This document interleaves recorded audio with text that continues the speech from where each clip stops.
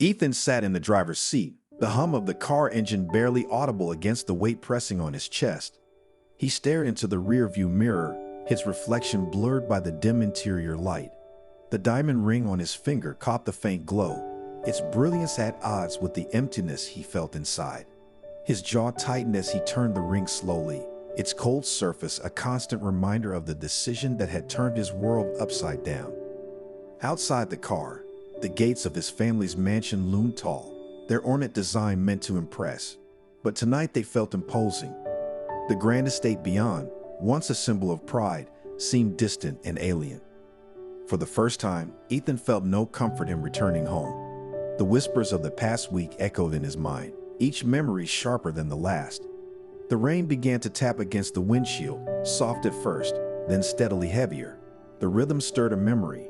A week ago, he had been caught in a downpour, much like this one. He remembered pulling his car over, annoyed at the inconvenience, only to see her, a woman huddled beneath a flimsy umbrella, her clothes soaked through. She stood at the edge of the road, her head held high despite the storm raging around her. He hadn't planned to stop, but something in her gaze froze him.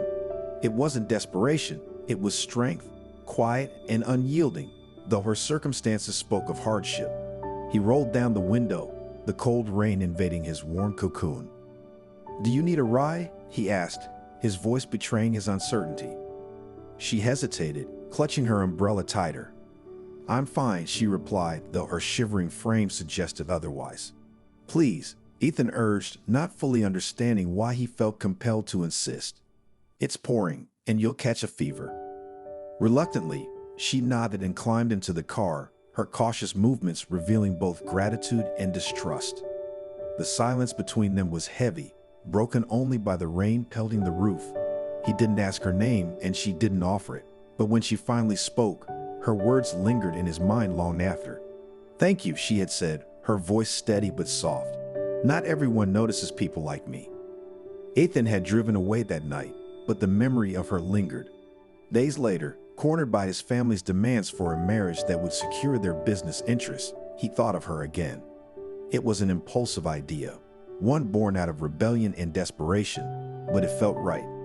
He returned to the same street, hoping against reason to find her, and he did. "I have a proposition for you," he said, standing before her in the pouring rain. She looked at him with suspicion, the same quiet dignity in her eyes. "What kind of proposition?" she asked warily. "Marry me," he blurted, the words sounding ridiculous even to his own ears. "Just for a week. No strings attached. I'll pay you, and you can leave after that." She stared at him as if he had lost his mind. "Why would you ask someone like me to marry you?"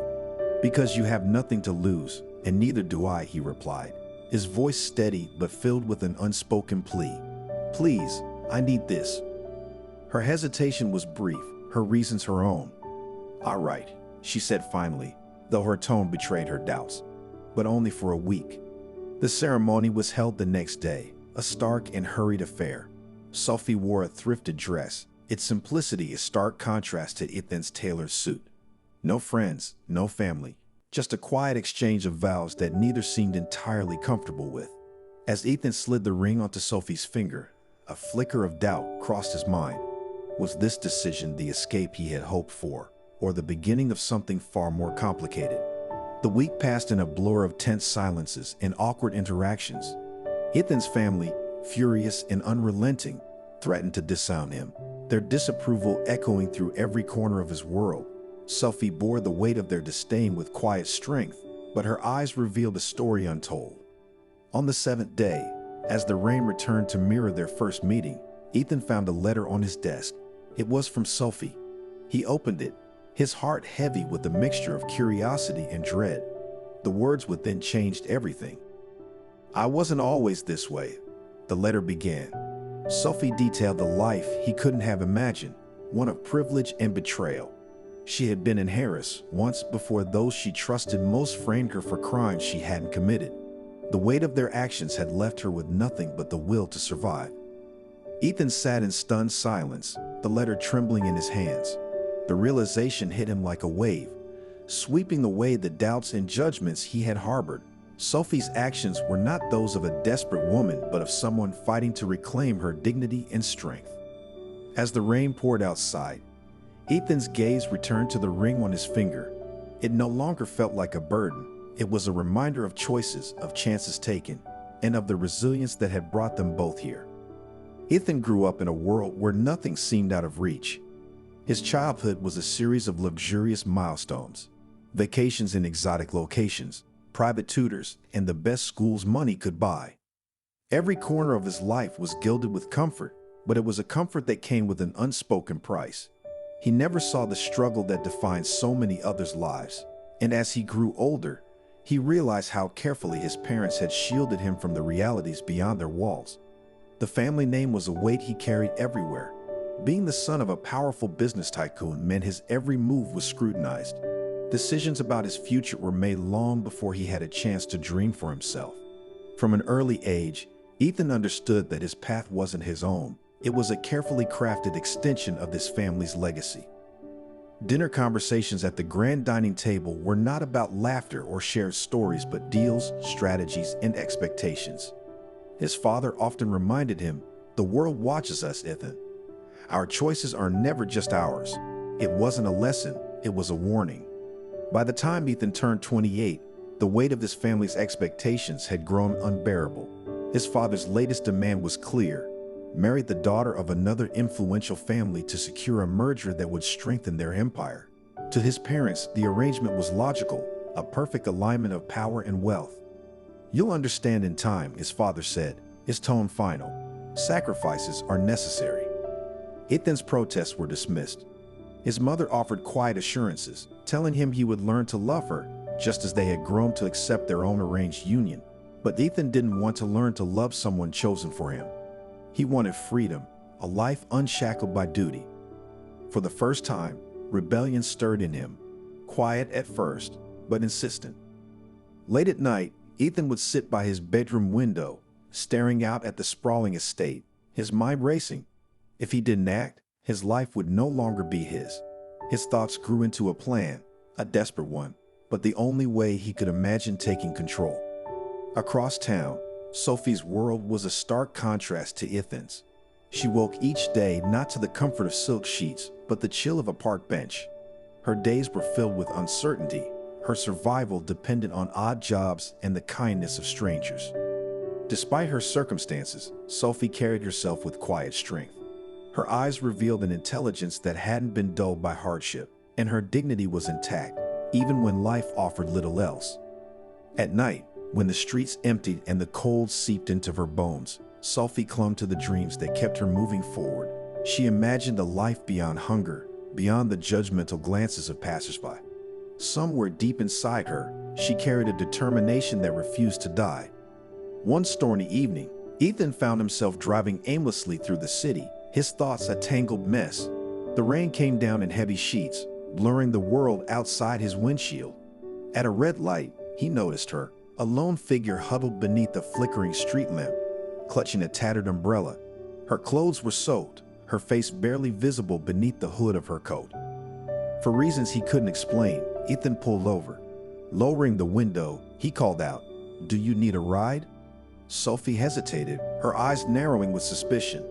"I don't take handouts." "It's not a handout," Ethan replied. "It's raining and you're soaked. Please." After a moment, she nodded, climbing into the car with cautious movements. The silence between them was heavy, punctuated only by the sound of rain hitting the roof. Finally, Sophie spoke, her voice steady. "Why stop for someone like me?" Ethan didn't have an answer. "I don't know," he admitted. "I just did." Their conversation didn't go beyond that, but something about the encounter lingered with him. Days later, when the pressure from his family became unbearable, Ethan thought of her again. She represented everything his world lacked: freedom, resilience, and a connection to something real. He went back to the same street, hoping against reason that she'd still be there. And she was, standing under the same street lamp, her umbrella now patched with duct tape. Sophie looked at him with the same wary gaze. "I have a proposal," Ethan said, stepping out into the rain. "Marry me." Sophie blinked, her shock evident. "What?" "Marry me," he repeated, his tone steady. "For 1 week, No strings attached. I'll pay you enough to get off the streets. It's a favor for both of us. She studied him, her expression unreadable. Why would someone like you want to marry someone like me? Because I need to, Ethan replied simply. And you deserve a chance. Sophie's laugh was bitter, but it lacked conviction. You don't know me. I don't have to, Ethan said. Just say yes. Her hesitation stretched into silence. Then, with a deep breath, Sophie nodded. 1 week. Their lives intertwined in that moment, two worlds colliding in ways neither could predict. Ethan's privileged existence and Sophie's harsh reality stood in stark contrast. But beneath it all, they shared a common weight, both carrying burdens that neither wealth nor resilience could fully alleviate. As they walked away together, the rain washed over them, erasing the lines that had once seemed so impossible to cross. Ethan sat in the dim glow of his study, his father's words echoing in his mind. You will marry her. It's not just for you, it's for all of us. The weight of expectation pressed down on him, suffocating. His hands clenched into fists. For years, he had followed their rules, played their games, and pretended their plans were his own. But this was a step too far. I won't, he whispered to himself, the words quiet but firm. His reflection in the glass window stared back, unyielding. For the first time, he allowed himself to imagine a life where he made the decisions. His chest tightened, not from fear, but from a strange sense of defiance. He would take a stand, no matter the cost. Days later, Ethan found himself back at the edge of the city, rain streaking down the windshield of his car. He had been searching for hours, his jaw set in determination. Then he saw her, Sophie, the woman he had given a ride to days earlier. She was sitting on the curb beneath the faint glow of a street lamp, her tattered umbrella doing little to shield her from the storm. Ethan stepped out of the car, the rain soaking through his coat instantly. Sophie, he called, his voice steady but urgent. She looked up, her expression guarded. You again? She asked, standing slowly. I need to talk to you, Ethan said, taking a cautious step closer. It's important. Her eyes narrowed. What could someone like you possibly want from me? Ethan took a deep breath. I want you to marry me, just for a week. Sophie stared at him, her face a mix of disbelief and suspicion. Are you joking? No, Ethan replied firmly. I need to stop my family from forcing me into a marriage I don't want. And you need a chance to start over. Why me? Sophie asked, crossing her arms. There are a million people you could have picked. Ethan's gaze softened. Because you're strong, and because I trust you. She let out a bitter laugh. You don't even know me. Maybe not, Ethan admitted. But I think we both need this. Sophie looked away, the rain masking the emotions flickering across her face. Finally, she nodded. 1 week, she said quietly. That's all. The ceremony was held the next morning in a quiet office downtown. Sophie wore a simple dress, its hem fraying, while Ethan's tailored suit seemed to belong to a different world. The clerk's voice droned on as they exchanged vows, their words heavy with unspoken thoughts. Ethan glanced at Sophie as he slid the ring onto her finger. Her expression was unreadable, but her hands trembled slightly. He wondered, for the first time, if he was asking too much of her. Doubts crept into his mind, but he pushed them aside. After the ceremony, they walked out together into the morning light. The silence between them was heavy, the weight of their agreement settling in. Sophie looked around at the unfamiliar luxury surrounding her and sighed. I don't belong here, she said quietly. Ethan turned to her, his face softening. Neither do I, he admitted. But their uneasy alliance was tested almost immediately. News of their marriage reached Ethan's family within hours, and the reaction was swift and brutal. His father's voice thundered through the phone. You've made a mockery of us. If you don't end this now, you'll lose everything. Ethan clenched his jaw. Then so be it, he replied, his voice steady. I'm done being your puppet. The social circle Ethan once moved through so easily turned cold. At gatherings, whispers followed Sophie, their judgments disguised as polite glances. One evening, a woman approached her with a smile that didn't reach her eyes. You must be Sophie, she said sweetly. Ethan's latest project. Sophie met her gaze without flinching. That's right, she said calmly, her tone disarming. And you are. Despite the hostility, Sophie carried herself with quiet dignity. But beneath the surface, her mind churned with memories she couldn't shake, shadows of a life she had left behind. At night, when Ethan was asleep, she would sit by the window, staring into the darkness. The walls of his world, so polished and grand, felt like a prison to her. Ethan began to notice her silences, the way she avoided meeting his eyes. He, too, felt the strain of their situation. His family's betrayal, the whispers, and the constant tension gnawed at him. But more than anything, it was Sophie's resilience that haunted him. She had endured so much, yet she never let it show. One evening, they found themselves sitting together in the study, the fire casting flickering shadows on the walls. Sophie broke the silence. "Why did you really choose me?" she asked, her voice quiet but steady. Ethan looked at her, his expression thoughtful. "Because you reminded me of something I've forgotten," he said. "What it means to fight for yourself." Sophie didn't reply, but a small smile tugged at the corner of her lips. For the first time, their unspoken bond felt real, a fragile connection born out of shared struggle. But the pressure was mounting. Ethan's family was relentless, their threats growing louder. Sophie, too, felt the weight of their agreement bearing down on her. As the days passed, the distance between them grew, setting the stage for a reckoning neither could avoid. Ethan sat at the breakfast table, staring at his untouched coffee. Across the room, Sophie silently swept the corner, her movements quick and purposeful. She hadn't said much since the wedding, and Ethan hadn't pushed her to. Her silence, however, spoke volumes. She didn't complain, didn't ask questions, just existed in his world like an outsider determined to leave no trace. He glanced at her again, trying to make sense of her presence. She wasn't meek, not by any stretch, but there was a calmness about her, a strength that seemed to anchor her in place even when everything else felt off balance. One morning, he noticed something small, the way she carefully folded her scarf before placing it aside. It wasn't just neatness, it was deliberate, almost ritualistic. Ethan couldn't help but wonder if it was born from habit or necessity. Later, as she passed by the living room, Ethan spoke without looking up from his laptop. "You don't seem rattled by much." Sophie paused, her hand gripping the edge of the doorframe. "You learn not to be when you have nothing to lose." Her words lingered with him longer than they should have. Ethan's carefully curated view of the world began to shift in the following days. Sophie, though quiet, didn't shy away from small observations. She noticed the staff's grumbles about wasted food, commented on the hours wasted in excessive meetings Ethan deemed necessary, and once, after watching him struggle over a simple repair, quipped, "It's amazing what people forget to learn when they have someone to do it for them." Her words weren't cutting, but they had weight. Ethan felt himself pulled out of his bubble, his unquestioned acceptance of luxury and ease, and into her lens of practicality and survival. One evening, Sophie caught him staring at the ornate chandelier hanging above the dining table. "Do you even like it?" she asked. Ethan looked confused. "Like what?" "All of this," Sophie said, gesturing around the room. "Do you even want any of it?" He had no answer, and for the first time, he realized he didn't know. It was late when Ethan finally broke. They sat on opposite ends of the living room, the air heavy with the unspoken.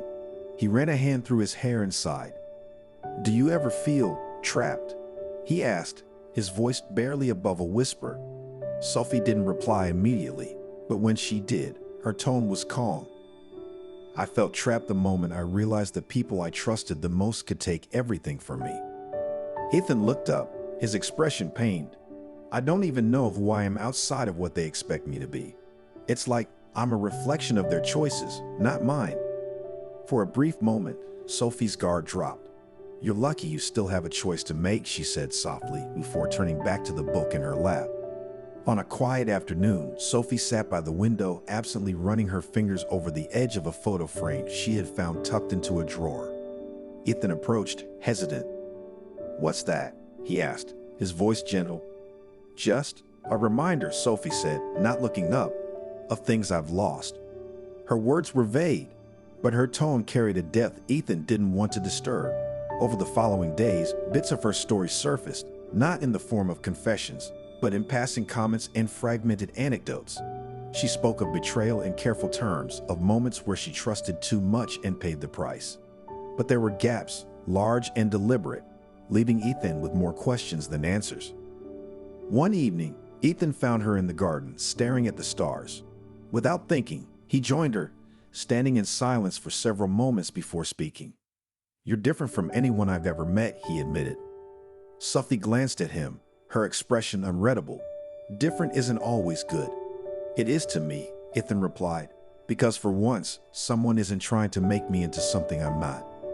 She didn't respond, but for the first time, Ethan saw a flicker of something in her eyes.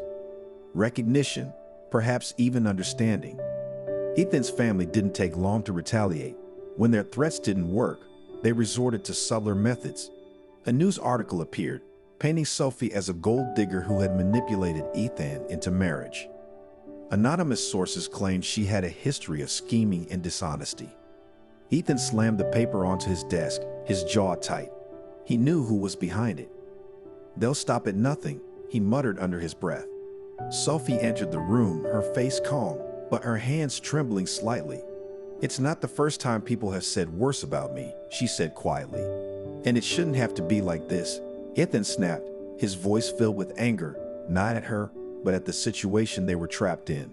The whispers at social events grew louder, the glares sharper. Sophie endured it all without a word, but Ethan could see the toll it was taking. One night, as they walked back to the car after a particularly tense gathering, Sophie finally spoke. "Why do you care so much about what they think?" Ethan stopped in his tracks, turning to her. "Because I'm tired of letting them control everything, and I don't want them to hurt you." Her gaze softened, but her walls remained. "I've been through worse," she said. This is nothing." As the days passed, their connection deepened in ways neither could have predicted. Small gestures, a shared cup of tea, a conversation that lingered a little longer, began to bridge the gap between their vastly different worlds. But the pressure was mounting. Ethan's family escalated their efforts, and Sophie's guarded past seemed closer to the surface with each passing moment. And yet, amidst the chaos, a bond was forming, fragile, but real. A bond that would soon be tested in ways neither of them could imagine. Ethan sat in his study, the early morning light streaming through the curtains. The house was unusually quiet, save for the soft ticking of the clock on the wall. He reached for his coffee, but his hand stopped midair. A plain white envelope rested on the edge of his desk, its edges slightly crumpled. His name was written neatly on the front, the handwriting unfamiliar yet precise.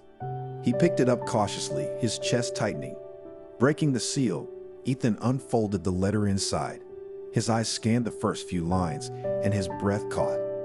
The words revealed the life he hadn't imagined, a story hidden beneath Sophie's composed exterior. She hadn't always been the woman standing quietly in his shadow. Sophie had once been the heiress of a powerful family, a name that commanded respect and admiration. As Ethan read on, the story deepened. Sophie's life of privilege had been shattered by betrayal. Those she trusted most, friends, advisors, even family, had manipulated her, framing her for financial crimes she hadn't committed. The accusations were swift, the evidence damning, and Sophie had been left with nothing. Ethan's grip on the letter tightened. He could see the pain between the lines, the struggle of a woman who had been stripped of everything yet refused to let it destroy her. The study door creaked open and Sophie stepped in, her expression calm, but her eyes wary. She saw the letter in Ethan's hand and paused. "So now you know," she said quietly, her voice steady. Ethan looked up, a thousand questions swirling in his mind. "Why didn't you tell me?" Sophie met his gaze, her own unwavering. "Because it doesn't matter. Not anymore." "It does to me," Ethan said, his tone firmer now. "You were framed, betrayed. Why didn't you fight back?" Her lips pressed into a thin line. "Because fighting back meant trusting the same system that destroyed me. I learned to survive instead." Sophie's voice softened, though her words carried an edge of steel. "You think marrying you was just about money? It wasn't. I saw something in you. The same emptiness I carried for years. I thought, maybe, just maybe, we could help each other." Ethan's throat tightened. "So you married me out of pity?" "No," Sophie said sharply. "Out of understanding. and because I needed to believe that not everything in this world is built on lies. Ethan stood abruptly, pacing the room. I don't know what to think anymore, he admitted. You lied to me, Sophie. You hid all of this. And you never asked, Sophie replied, her tone calm but cutting. You wanted an escape, Ethan. So did I. We never promised each other the truth. Her words stung, but Ethan couldn't deny their accuracy. He turned to face her, his expression torn. I don't want to believe that everything we've built, everything we've been through, is just nothing. Sophie stepped closer, her composure cracking for the first time. It's not nothing. I stayed because I wanted to. Because for the first time in years, I felt like I wasn't alone. Her voice broke slightly, and she looked away. But if you want me to leave, I will. I've rebuilt my life before. I can do it again. Ethan felt the weight of her words settle over him. The room was silent, save for the sound of their breaths, heavy with unsaid truths. Sophie's story replayed in Ethan's mind as he sat on the edge of his bed that night.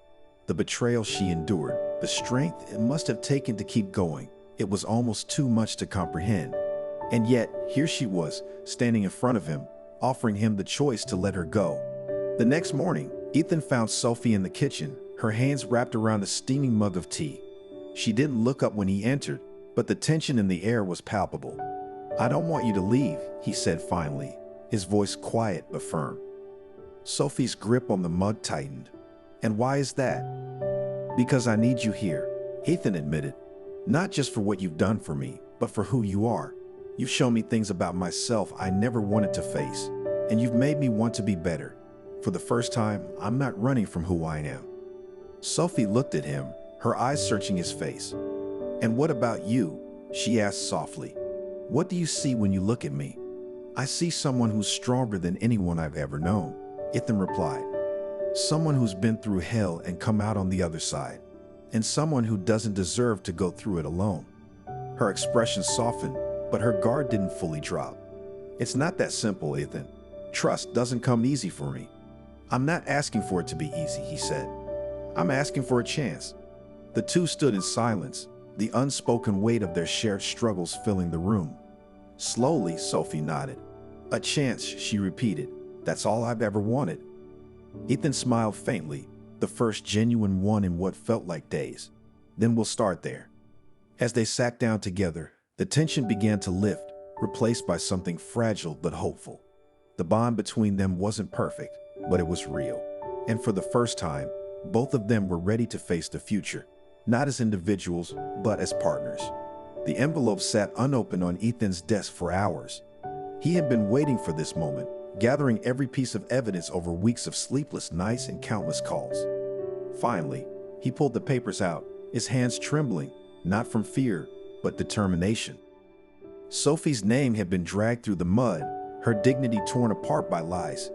Ethan read through the reports one last time, his heart pounding. Every page confirmed what he had already suspected. Sophie had been framed, betrayed by those she trusted most. But now he had the proof to clear her name and expose the web of deceit that had stolen her life. That evening, Ethan sat with Sophie, the evidence spread out on the coffee table. Her hands hovered above the documents, unsure whether to pick them up. This isn't just about you anymore, Ethan said, his voice steady but filled with emotion. It's about justice. It's about showing them they can't destroy someone and walk away. Sophie met his gaze, tears brimming in her eyes. For the first time, she saw not just an ally, but someone who truly believed in her. The press conference room buzzed with anticipation. Cameras flashed as Ethan stepped up to the podium, the weight of the moment pressing down on him. Thank you all for being here, he began, his voice clear but edged with determination. Today, I'm not speaking as a businessman or a public figure. I'm here as someone who has witnessed the devastating effects of lies and betrayal. He paused, holding up the files for the cameras to see. This is the truth. These documents prove that Sophie was not guilty of the crimes she was accused of. She was framed, her life torn apart by greed and manipulation. But today, we set the record straight. Sophie stood to the side, her head held high. Though her heart raced, she remained composed. Ethan continued, turning the focus to the larger issue. This isn't just about Sophie. It's about every person who has been silenced, wronged, or forgotten. It's time to challenge a system that allows power to crush the innocent. Today, we take a step toward justice. The room erupted into questions, but Sophie's eyes stayed locked on Ethan. In that moment, she felt seen, not as a victim, but as someone worth fighting for. In the days that followed, the tide began to turn. Media outlets covered the story, detailing Sophie's vindication and the fallout for those who had betrayed her. Slowly, she began to feel something she hadn't in years: hope. One afternoon, she stood in front of a mirror, smoothing down the simple dress she wore.